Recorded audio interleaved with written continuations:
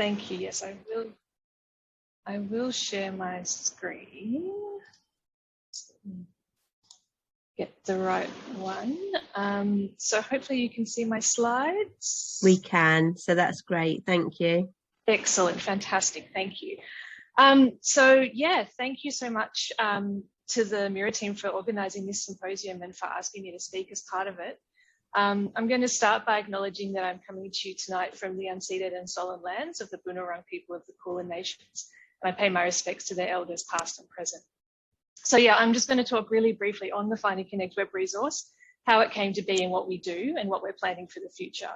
So I'm the program manager for the web resource, and we're a team of archivists, historians and communication specialists, and we're based at the University of Melbourne. I do know that there are people here who are very familiar with the Finding Connect web resource, and probably some people here who haven't heard of it before.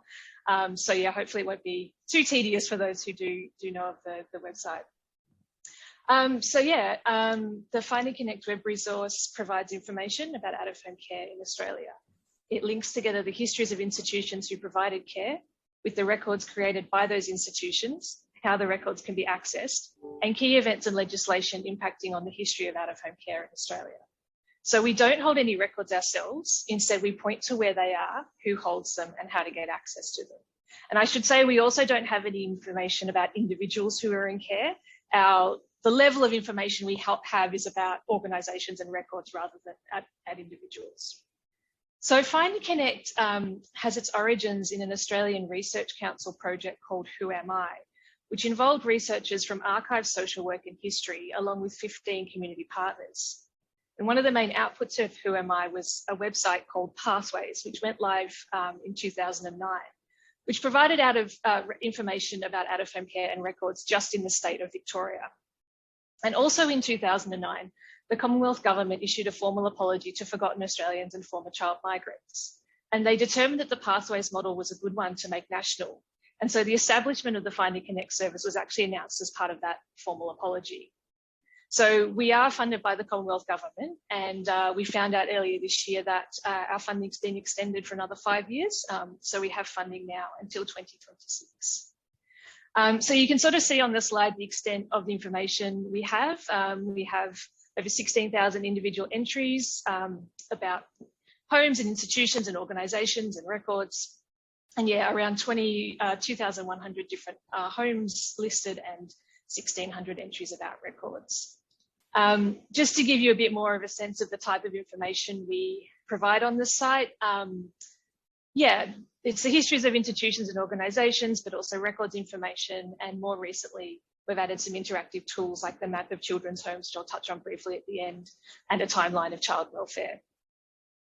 I do also want to highlight, though, that the Finding Connect program is much larger than just the web resource, even if that might be the part you're most familiar with. So the overall program includes the web resource. There's also support services in each state for people who grew up in care to access, and those support services offer things like counselling, peer support groups, financial aid, as well as specialised services to help people locate and access their records and trace their families. And funding is also provided for national bodies, including the Care Leavers Australasia Network, also known as CLAN, and the Child Migrants Trust. And from time to time, the Finding Connect umbrella has also funded one-off projects that are listed there on the slide. So at the web resource, we obviously work really closely with all the other Finding Connect funded organisations, and particularly the support services, as they also provide us with new information for the site. And yeah, we're able to share information with them. So yeah, Finding Connect first went live in 2011. So it's our 10-year anniversary this year, which is quite amazing to think about. So yeah, if you haven't seen the site, this is what the front page of the site looks like at the moment. It's certainly a bit different to when it first went live 10 years ago. And again, just to give you a sense, if you haven't seen the site before, this is an example of what an entry about an institution looks like. And then you can click on these tabs here or scroll further down to get records information, photographs, so on. I will say wherever we can, we try to include experiences of people who were there. We know the official reports of institutions, you know, particularly those written in the past, can be extremely positive compared to what it was like for the children actually there. So whether it's through people getting in touch with us on the website or via people might have done public submissions to inquiries. We do try to include the voices of the children that were there. So if we delve down again, just to give you a sense of the records, the records information. This just shows you how the records are listed. So in this example, there are records held by 3 different organisations, all about the one home.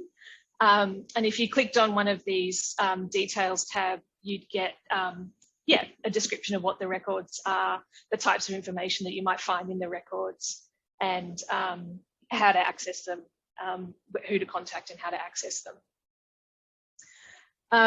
So issues about records of out-of-home care and records access are of course not unique to Australia, as we've already heard today and yesterday. But Australia is the only one to respond in this way and to provide the information we do on Find and Connect, which I think is quite interesting. And I think this may be in part because of the landscape in Australia leading up to the development of Find and Connect, in particular the national inquiries that took place in the 1990s and 2000s. So we talk about this trilogy of Australian inquiries. You can see on the slide here that the first inquiry was into the stolen generations, the removal of Aboriginal and Torres Strait Islander children from their families and communities. This was followed by a Senate inquiry into child migration to Australia from Britain and Malta in 2001. And the last inquiry of the trilogy handed down its report in 2004. And this was a Senate inquiry into children in institutional care. This was the most wide-ranging of the 3 inquiries and looked into Australia's history of children's institutions and foster care, focusing on people's experiences during the 20th century. In the final reports of all of these inquiries, archival and record-keeping failings loom large. The reports include testimony from people who grew up in institutions about how records were key to addressing the loss of identity and connection with family that results from a childhood in institutional care. They shared stories about the barriers they faced in trying to gain access to their childhood records and the harm caused by redactions and the strict interpretation of privacy and freedom of information laws. The final reports from all 3 inquiries devoted entire chapters to archives and record keeping, with comprehensive recommendations about how to address the access barriers facing people who grew up in out-of-home care. And I should say as well, more recently in 2017, the Royal Commission into Institutional Responses to Child Sexual Abuse also devoted a whole volume in their final report to issues of record keeping and information sharing. So this slide summarises... Just 2 minutes left, Kirsten, so you know. Thank you. Thank you.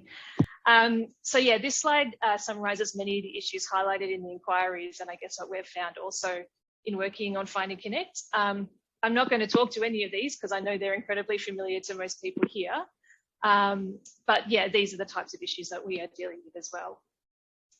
So in terms of, I guess, records information, as well as providing specific information about records from individual homes, we've also developed a number of tools for people wanting to start the records access process. And also for record holders, because many of them, even if they want to improve their practice, they might not know where to start or what to do. So we provide information about, things to consider and maybe some priorities where they want to start working. I will say, over the 10 years on the web resource, we have seen good practice waxing and waning. There are definitely some organisations at a really high level of maturity doing fantastic work, working really closely with former residents, letting former residents really advise and guide their work that they do, which is brilliant. There are still others who are getting to the point of understanding why access to records is so important, even after all of the inquiries and the Royal Commissions and so forth. And there are still some organisations who don't want to work with us and continue to deny that records even exist. But I will say records access, I think, is certainly better today than previously, and there is definitely an increased awareness of why these records are so important. Again, I'm not really going to talk to this, but just wanted to sort of summarise, I guess, the ideas for records access that we talk about when we're advocating for better access and when we're working with record holding organisations to improve their practice. Again, I'm sure very familiar to all of you, but I just thought it was a nice summary. And just to finish, I wanted to highlight a more recent development and discuss where we're going for the site. So in 2019, we launched an interactive map of children's homes in Australia. So we previously had this information, but it wasn't available. You couldn't explore it on a map. So we did a lot of research to pinpoint precise GIS coordinates to make a map, and worked with care leavers and support services to work out the best way to display this information and what features they wanted to see. So this is what we've come up with. So there's around 2,500 locations on the map dating from 1795 to 2019. This is what it looks like when you click on one of the points on the map. So it gives you basic information about the home, and then a link over that you can go back to the main entry on Find and Connect to read more about that home. There's lots to say about the map, but one thing I will just say briefly is that in researching the locations for the map, we discovered that many former children's homes are now being used as aged care facilities. And this is hugely problematic for people who grew up in institutions who are now faced with going back into institutions at the end of their lives, particularly when these institutions may be former children's homes. And it shows that we need to be conscious of these issues as ongoing, not only historical. So what are we planning now for the web resource? So as I mentioned, we've been told earlier this year we have funding for another 5 years until 2026, which is obviously great news for us. It means we can plan to do some major updates for the site. We'll definitely be doing a lot of work sort of on the architecture and design of the site to redevelop it and make it more user-friendly. There are web technologies around today that were not available in 2011. And so again, we'll be talking to the people who use the site regularly, care leavers, forgotten Australians, support services, and the general users of the site to see what they would like on the site and what features they would like. And of course, always continuing to update the records information, as we know that's critical. So in this forum, I will say, if you do have any feedback on the site or if there's features you're interested in, please do get in touch because we will be planning to do some development work in the future. And thank you. Yes. Thank you, Kirsten. That was really great. So it's given everyone who didn't know a good introduction and some additional food for thought for others. And I think before we do any questions to you, Kirsten, we'll just hear Julia's presentation, which will kind of give a UK perspective. But that was really great. Thank you very much for that. So without further ado, I'm going to hand over to Julia Feast, who is an independent consultant, but I should say is hugely expert on matters of record keeping and in particular in social care context in terms of both adoption and wider care context as well. So Julia, I'm going to hand you over and I'll let you know when you've had your 8 minutes and 2 more minutes to go, but thank you.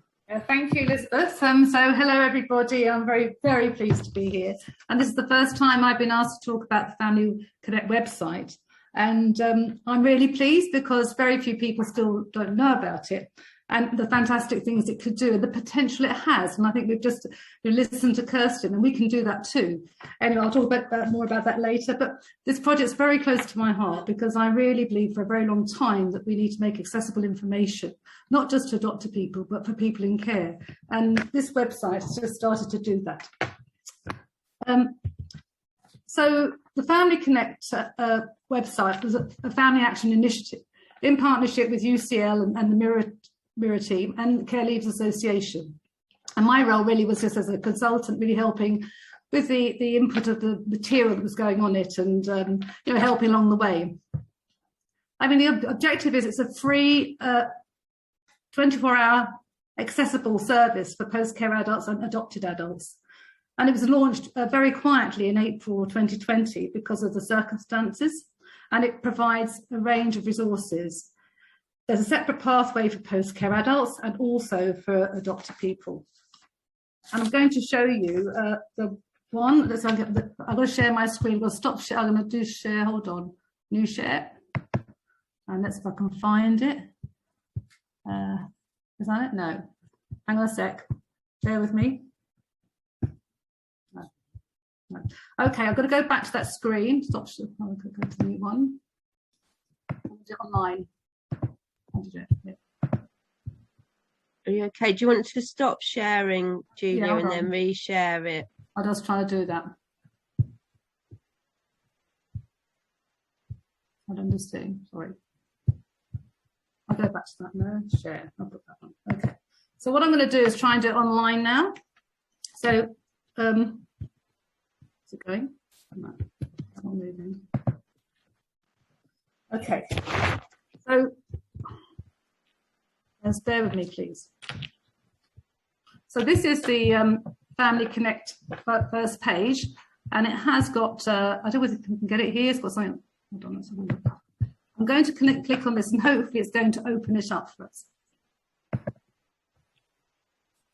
It's going to stay stuck on your slides, I think, Julia. I think you have to stop sharing your slides and reshare to your Internet Chrome tab. Well, at least I'm going to be remembered for not being very technical today, which is something.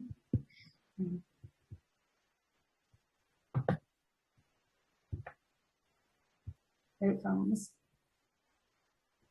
Lovely, here we go. So this is the Family Connector website.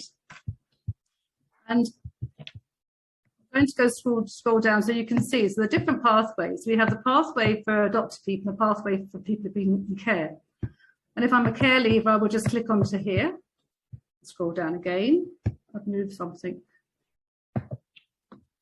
So you can see there's different getting started, accessing records. It's all a bit about advice, what information about legislation. And, you know, for example, if we were going to do accessing records, you can see there's different headings. And for example, you know, we know about data protection, accessing records and the problems it causes. If I was going on here, then it gives me information about, you know, what to do. It's really, really, really very helpful. I'm not going to demonstrate the whole thing, but, you know, I do encourage you to go on it and look at what's there. So I've got to stop sharing, Elizabeth, now and go back into the screen. Yeah, stop sharing that and then reshare your slides. Okay, stop sharing. Okay, where's my slide? There we go. And then pick the share screen and reshare your slides.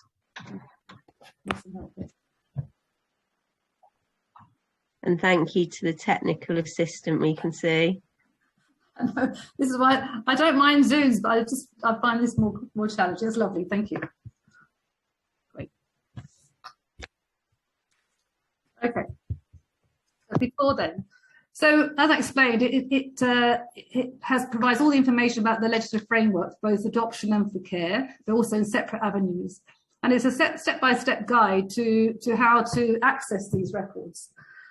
Has a section on questions and answers to address some of the issues and emotions and scenarios and outcomes that people can have, because that's another thing. People are really pleased to hear about others' experiences, and so they know what they might be letting themselves in for, but also to help them consider some of the issues that they may come across, particularly, you know, today when resources are so short in this area that the people don't get the support that they need. They can ask for it, they may not get it.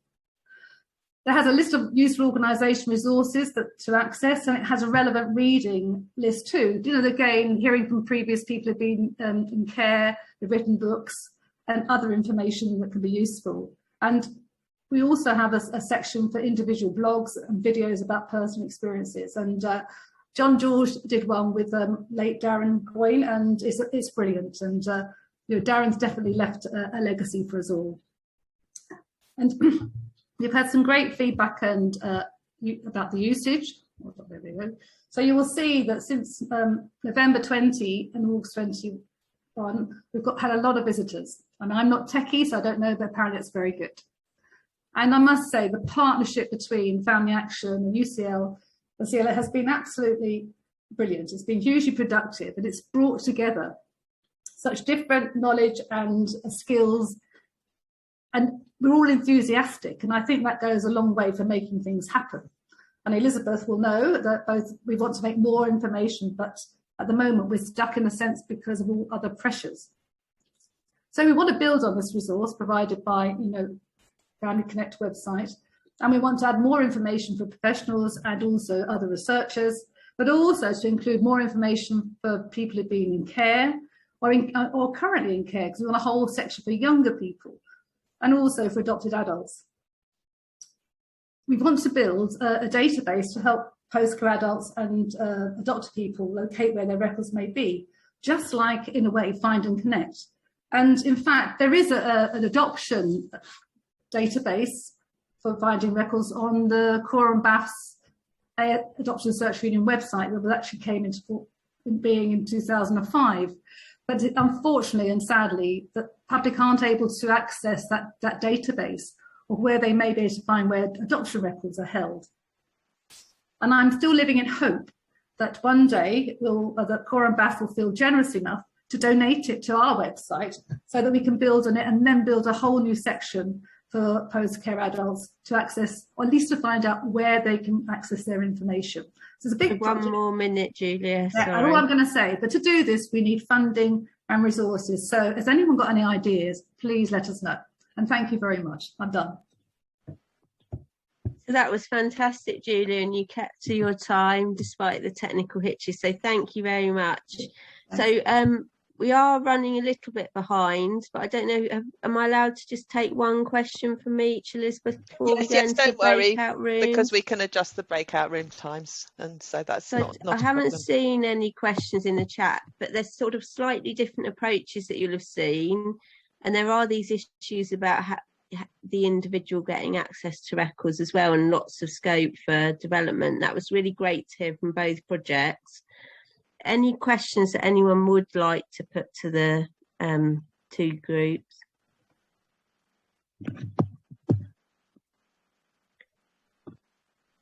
So I will just quickly ask Kirsten whether there were unique challenges because of the Australian context, and then I'll ask the same question about the UK to Julia, and then I think we'll have the breakout rooms.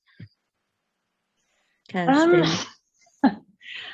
I don't know how well I can answer this because I don't think I know enough about the UK context to like compare. No, so the Australian, yeah.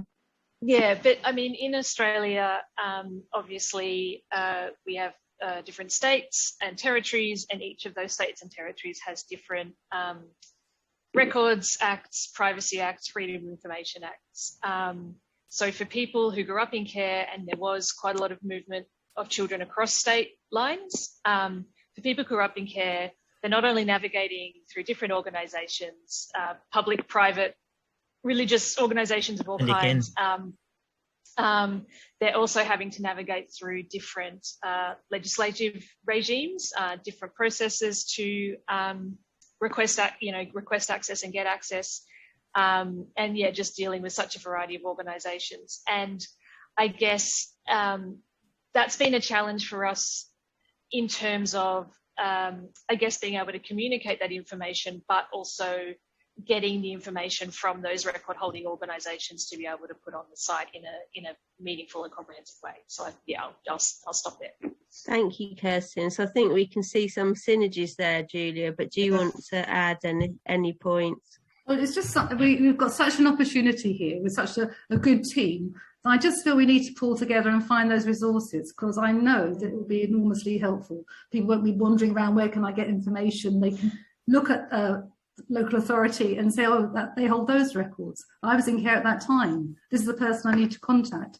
So to me, that's one of the things for the future. And of course, we also need to still campaign for legislative change, so that people who've been in care have their own legislation to ensure they get all the information they need.